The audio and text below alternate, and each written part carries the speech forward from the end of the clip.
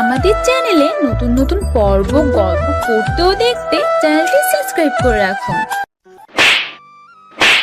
ছোট লোকের বাচ্চা, এত অপমানের পরও তুই আসছিস আমাকে প্রপোজ করতে? আসলে তো তোর মা বাপের ঠিক নেই, না হলে এত অপমানের পরও আমার সামনে আসিস। ঠাস করে 4টা দিলাম। তুই আমাকে বলস ভালো কথা, শেষ পর্যন্ত তুই আমার বাবা মাকে নিয়ে কথা বললি। যা, আজকে থেকে আর তোকে বিরক্ত করব না, তুই থাক তোর মতো। এই বলে চলে আসলাম বাসায়। আর বাসায় এসে কাউকে কোনো কিছু না বলে রুমে এসে পুরনো দিনের কথা ভাবতে লাগলাম। 2 বছর আগের ফ্ল্যাশব্যাক। এই আতিক, ওঠ। মা, আরেকটু ঘুমাই। এত সকালে ডাকছো কেন? কি এখন এত সকাল 11টা বাজে? আজকে না তোর এইচএসসির রেজাল্ট দিবে, তাড়াতাড়ি ওঠ। কি আগে উঠাবা না আমাকে?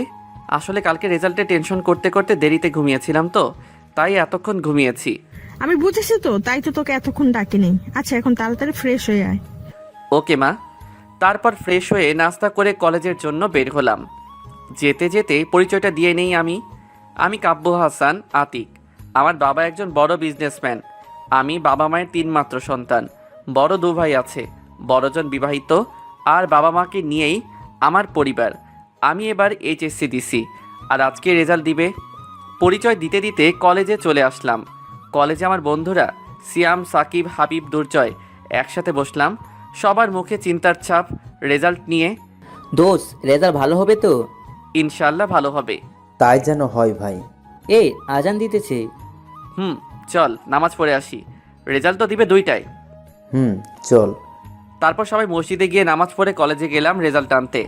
রেজাল্ট শুনে তো আমি খুশিতে লাফ দিলাম, কারণ আমি গোল্ডেন A+ পেয়েছি। আমার বন্ধুরাও সবাই ভালো রেজাল্ট করেছে। আর আমি বাবা মাকে ফোন করে সব জানিয়ে দিলাম, তারাও অনেক খুশি। তারপর আমি বাসায় চলে আসলাম। আমি বাসায় যেতেই বাবা মা আমাকে মিষ্টি খাইয়ে দিল, আর আমি পা ছুঁয়ে সালাম করলাম। তারপর বাবা বলল, অনেক বড় হ বাবা। তোমাদের দোয়া থাকলে আমি অনেক বড় কিছু করতে পারবো। আমাদের দোয়া সব সময় তোর সাথে থাকবে। আমাদের দোয়াও তোর সাথে আছে কিন্তু। ভাইয়া ভাবি, আমি জানি তো। আমার পক্ষ থেকে একটা সামান্য গিফট তোর রেজাল্টের জন্য। হাতে একটা চাবি নিয়ে ভাবি, আর ভাবি আমাকে ছোট ভাইয়ের মতো স্নেহ করে, তাই তুই করেই বলে, এটা কিসের চাবি? এটা একটা বাইকের চাবি। তোর ভাইয়ের আমাকে দেওয়া জমানোর টাকা দিয়ে এটা কিনেছি। এটার কি দরকার ছিল ভাবি? আপনার ভালোবাসাই তো আমার কাছে সব। তা আমি জানি রে ভাই, তবু আমার ভাই এত ভালো রেজাল্ট করবে আমি কিছু দিব না, তা তো হয় না। আর এটা আমি একা কিনিনি, তোর ভাইও টাকা দিয়েছে। আরে আরে, আমার ভাই কোথায়? আরে, তোমার আসতে এত দেরি হলো কেন? আর বলিস না, আমার সব বন্ধুদের টিট দিয়ে আসতে হয়েছে তোর রেজাল্টের জন্য। ও আচ্ছা। তা এখন বল, তুই আমার কাছে কি চাস? আরে, আমার কিছু লাগবে না। না না, তা বললে তো হবে না, তোর কিছু নিতে হবে। বল কি চাস? যা চাইবো তা দিবে তো? আমি বলছি তো, দিব, তোর যা চাই বল। ওকে, আমার আর একটা ভাবি চাই। মা দেখো ও কি বলে। ও তো ঠিকই বলেছে, এখন বিয়েটা কর বাবা। ভাইয়া, এটা কিন্তু ঠিক না। তুমি বলছো আমি যা চাইবো তুমি তাই দেবে। ওকে মা, যাও, আমি বিয়ে করব। ওকে ঠিক আছে, তাহলে এখন বিয়ের ব্যবস্থা করতে হবে, দেখছি। তারপর বিয়ের ব্যবস্থা করা হলো। 15 দিন পর বিয়ের অনুষ্ঠানে সব কিছুর ব্যবস্থা করছে বড় ভাই ও আব্বু। আমিও মাঝে করে সাহায্য করি। তবে বিয়ের 7 দিন বাবা এসে বলল, বাবা, আমরা সবাই তো এখন ব্যস্ত আছি, তুই একটু তো চাচা চাচিকে নিয়ে আয় বাস স্ট্যান্ড থেকে। ওকে বাবা। আচ্ছা তাহলে তাড়াতাড়ি যা, তারা কাছাকাছি এসে পড়েছে। যাচ্ছি। তারপর আমি গাড়ি নিয়ে চলে গেলাম বাস স্টেশনে। গিয়ে বাস এখনও আসে নাই, তাই কতক্ষণ বসে অপেক্ষা করে একটা দোকানে গিয়ে একটা স্প্রিট কিনে খেয়ে বোতলটাকে দিলাম। পা দিয়ে একটা লাথি, বোতলটা গিয়ে পড়লো একটা মেয়ের গায়ে। মেয়েটির তাকিয়ে তো আমি অবাক, কারণ মেয়েটা মানুষ নাকি সবুজ ড্রেস পরা এক পরি, টানা টানা চোখ, তার উপর কাজল, সবুজ রঙের একটা হিজাব। আমি তো ক্রাশ খেলাম, তাই মেয়েটার দিকে একভাবে তাকিয়ে আছি। কিছুক্ষণ পর মেয়েটি আমার সামনে এসে ঠাস আমাকে একটা দিয়ে দিল। তারপর বলতে শুরু করলো, তুই আমার গায়ে বোতল মারলি কেন? সরি, আসলে আমি আপনাকে দেখতে পাই নাই। চুপ, তোর মতো বখাটে ছেলেদের কাজই তো এসব। আরে আপনি ভুল ভাবছেন, আমি এখন একজনকে খুঁজতে এসেছি, না হলে তোর খবর ছিল। যত সব ফালতু বলা। মেয়েটি এই বলেই হাঁটতে লাগলো। আরে আরে, কিছু না শুনেই চলে গেল। কি আজব মেয়ে রে বাবা, দেখতে সুন্দর কিন্তু রাগী আর অহংকারী। আমি বলতে বলতে বাস কাউন্টারের দিকে যেতে লাগলাম। গিয়ে দেখি কাকা কাকি দাঁড়িয়ে আছে। আমি গিয়ে তাদের পায়ে সালাম করলাম। তারা দুজনেই বলল, বেঁচে থাকো বাবা, আমাদের দোয়া সব সময় তোর সাথে থাকবে। চাচ্চু। মামা তোকে খুঁজতে গেছে, ও তো এখনো আসছে না। এই মামা আবার কে? কে আবার? আমাদের মেয়ে। ওই তো মেয়েটা এসে গেছে। কোথায়? পিছনে ঘুরে তো আমি অবাক, কারণ মেয়েটি হলো একটু আগে যে মেয়েটার সাথে কথা কাটাকাটি হলো সে। তাহলে কি আমার ক্রাশই হলো আমার চাচাতো বোন মামা? যাক, ভালোই হলো। মনে মনে এসব ভাবছি, তখনই মামা বলল, ওই তুই এখানে কেন? বখাটে ছেলে কোথাকার, এখন আবার আমার পিছু নিয়েছিস? আরে আপনি? কি যাতা বলছিস? তুই কি চিনিস ওকে? একটু আগেও ও আমার সাথে ঝগড়া করেছে। যাক বাবা, ঝগড়া করলো সে, দোষ দিল আমার? কি বলছিস এসব? ও এরকম করতেই পারে না, তোর মনে হয় ভুল হচ্ছে। কি? আমি বলছি তোমাদের তাও বিশ্বাস হয় না? ও কে যে ওর জন্য তোমরা আমাকে বিশ্বাস করছো না? কারণ ও হচ্ছে তোর চাচাতো ভাই আতিক। আচ্ছা বাবা, তুই বল তো কি হয়েছিল একটু আগে? আসলে কাকি, তারপর কাকিকে সব খুলে বললাম। দেখছিস, বলিস না কিছু, মিস্টেক হয়েছে। হো আচ্ছা। ওকে এখন চল তাহলে আতিক বাসায় যায়। তারপর গাড়ি নিয়ে বাসায় চলে আসলাম। বাসায় এসে ফ্রেশ হয়ে লাঞ্চ করে বাসার বাইরে আসলাম। ফ্রেন্ডদেরও আসতে বললাম, কারণ বাসায় এত মানুষের মাঝে ভালো লাগছিল না। সবাই চলে আসলো আমাদের ক্লাবে, যেখানে সবাই আড্ডা দেই। তারপর সবাই সেখানে আড্ডা দিতেছি, কিন্তু আমার আড্ডায় মন বসছে না। শুধু মামার মুখটা ভেসে উঠছে। আর ভাবছি, কি করে মানুষ এত সুন্দর হতে পারে? ওকে তো আমার প্রথম দেখায় ভালো লেগেছিল, এখন কি তাহলে ভালোবেসে ফেলেছি? না, এ হয় না। সে তো আমার 1 বছরের সিনিয়র।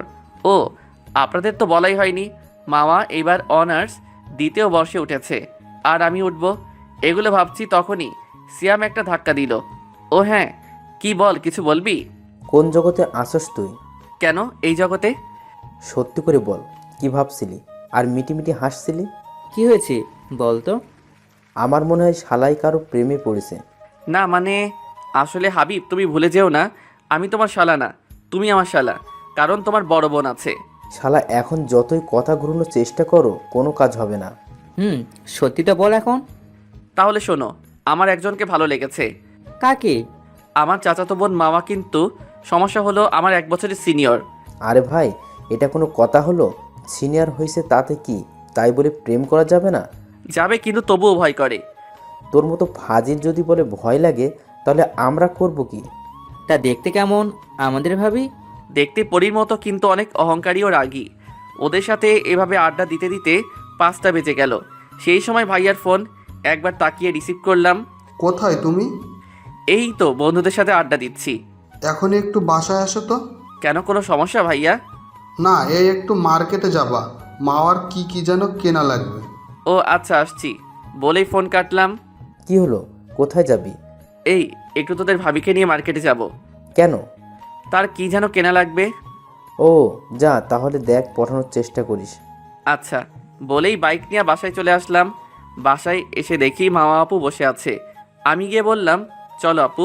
দাঁড়া, তোকে কিছু বলে নেই আগে। বলো। ওর সাথে কোনো ফাইজলামি করবি না। মা, আমি কি কখনো কারোর সাথে ফাইজলামো করেছি? না, তুমি তো ফাইজলামি করো না, শুধু সবাইকে জ্বালিয়ে মারো। মা। হয়েছে, আর ন্যাকামো করতে হবে না, এখন যা। ওকে চলো। আচ্ছা চল, কাকে কি বলছে ওটা যেন মনে থাকে। সেটা দেখা যাবে। এই বাসার বাইরে চলে আসলাম। তারপর বললাম, কিসে যাব? কেন, তোর বাইকে যাব, কিন্তু ব্রেক মারবি না। আমি ওই রকমের ছেলে না। তারপর বাইক চালিয়ে মার্কেটে আসলাম। তারপর আপুর প্রয়োজনীয় জিনিস কিনে যেই বের হব, তখনই দেখি আমার বান্ধবীগুলো দাঁড়িয়ে আছে। এরা হলো আমার ক্লাসমেট তিথি, অধরা, জান্নাত। ওরা আমাকে দেখেই আমার কাছে আসলো। কে রে এটা? আতিক? এটা তোদের ভাবি। এটা বলেই যেই ওর দিকে তাকালাম, দেখি কিছু বলতে না পেরে রাগে চোখ মুখ লাল হয়ে গেছে। আমাদের ভাবি তো দেখতে অনেক সুন্দর। অনেক সুন্দর মানিয়েছে। তা কবে থেকে শুরু করলি তোদের রিলেশন আমাদের না জানিয়ে? তোদের সাথে তো অনেকদিন দেখা হয়নি, তাই বলতে পারিনি। কুত্তা, একদম মিথ্যা বলবি না। তুই 1 সপ্তাহ আগেও আমার হাবিবের নামে মিথ্যে বলে টাকা নিয়েছিস। তোর কাছ থেকে অনেকদিন টাকা নেইনি, তাই তোর সাথে দেখা হওয়ার পর টাকা না নিলে হয়? কুত্তা, তোকে আমি। মামা আপু চুপচাপ আমাদের কাহিনী দেখছে আর হাসছে। আস্তে আস্তে তোমার রিলেশনের এমন বারাটা বাজাবো না, আর কখনো জোড়া লাগবে না। না না দোস্ত, তুই আমার কলিজার দোস্ত না। এতে হবে না, কিছু লাগবে। কত লাগবে বল? এই তো সোনা, লাইনে এসেছো, 5,000 টাকা দিলেই হবে। একটু কম করা যায় না? আমি এসব বিষয়ে বেশি কথা বলি না। তোকে আমি দেখে নিব। আচ্ছা, দেখে নিস। আচ্ছা ভাবি, আপনি ওকে একটু সাহায্য করবেন প্লিজ। আচ্ছা, ও কি করেছে সেটাই আমি জানি না। আচ্ছা শোনেন তাহলে। নীলা বলতে শুরু করলো 1 সপ্তাহ আগের ফ্ল্যাশব্যাক। আমি সেদিন একটু ছোট বোনকে দোকানে নিয়ে গিয়েছিলাম। তার মধ্যপথে ওর সাথে দেখা। তারপর ও বলল, কিরে তুই এখানে, আর অন্যজনকে তো দেখলাম না। থাক, তোকে বলবো না। আরে বল, বললে আমি কি পাবো? কি হয়েছে তাই বল। হাবিবকে তুই কি করতে দেখেছিস? আমি কাউকে শুধু শুধু কিছু বলি না। আচ্ছা কি লাগবে বল, তবুও বল ও কি করেছে। যদি 5,000 টাকা দিস তাহলে বলতে পারি। আচ্ছা দিব, এখন তো টাকা আনি নাই, কাল সকালে দিব। এনে এখন বল। আমি বাকি কাজ করি না। এখন তো আনি নাই, এত টাকা দিব কি করে? কেন, তোর বিকাশে টাকা আছে না? সেখান থেকে দে। ওকে দিতেছি, দাঁড়া। দে।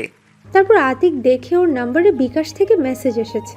টাকা তো দিয়েছি, এখন বল। শোন, আমাকে হাবিব ফোন দিয়ে বলেছে ও এখন এখানে আসছে। কি কুত্তা, তুই আমাকে আবার বোকা বানিয়ে নিলি? ওই দেখ, হাবিব আসতেছে।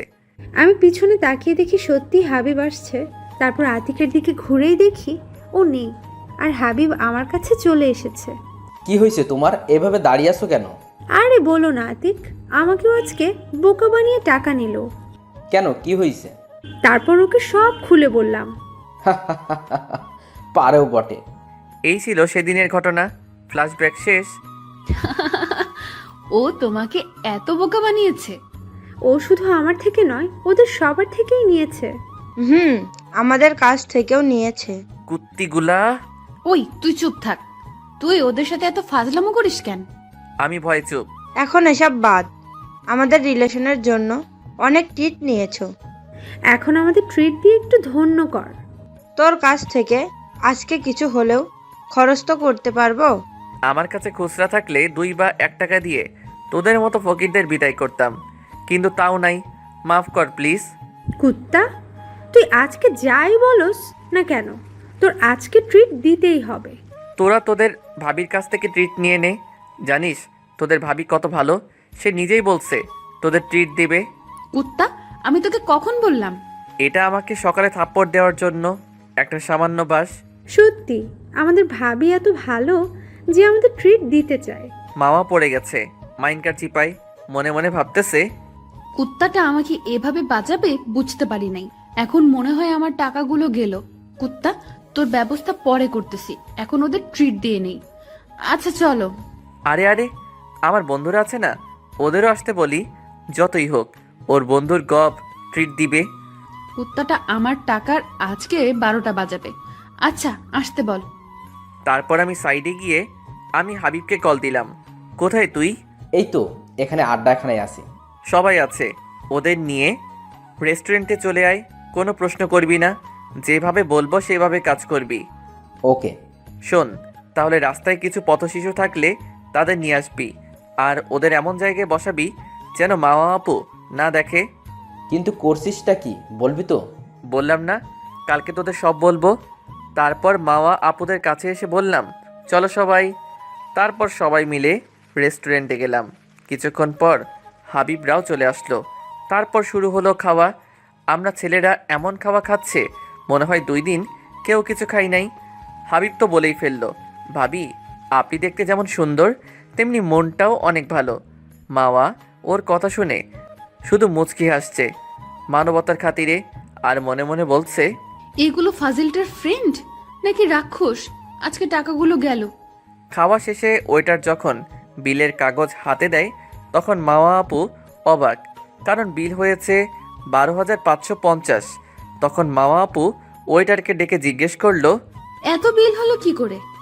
আসলে ম্যাম, ওই যে দেখেন বাইরে দাঁড়িয়ে আছে। আপু দেখে 50টার মতো পথশিশু দাঁড়িয়ে আছে। তো আমার কি? আর কি ম্যাম, ওরা ওই স্যারেদের সাথে এসেছে। আমি তাকিয়ে দেখি মামা আমার দিকে রাগি চোখে তাকিয়ে আছে। তার উপর আমি দিলাম, আবার চোখ টিপ দিলাম। এতে তো ও আরও তেলে বেগুনে জ্বলে উঠলো। ফাজিল, তোর জন্য আমার এতগুলো টাকা গেল, তার উপর আবার চোখ টিপ মারিস? তোর একটা ব্যবস্থা করতে হবে। আমার সাথে ফাজলামো করার মজা হারে হারে টের পাবি। আচ্ছা, এই নিন টাকা। তারপর সবাই রেস্টুরেন্ট থেকে বের হলাম। তারপর সবাই মাওয়া আপু ও আমার কাছ থেকে বিদায় নিল। এখন চলেন। হারামি, তোর জন্য আমার কতগুলো টাকা গেল। এটা আমাকে থাপ্পড় দেওয়ার জন্য? তাই দেখবানি মজা, এখন বাসায় চল। ওকে চলো। তারপর বাইক চালাতে শুরু করলাম। বাইক একটা দোকানের সামনে থামালাম। তারপর জিজ্ঞেস করলাম, আইসক্রিম খাবা? ফল্ট করছিস। থাক, তোমার খাওয়া লাগবে না, আমি একাই খাইছি বলে চলে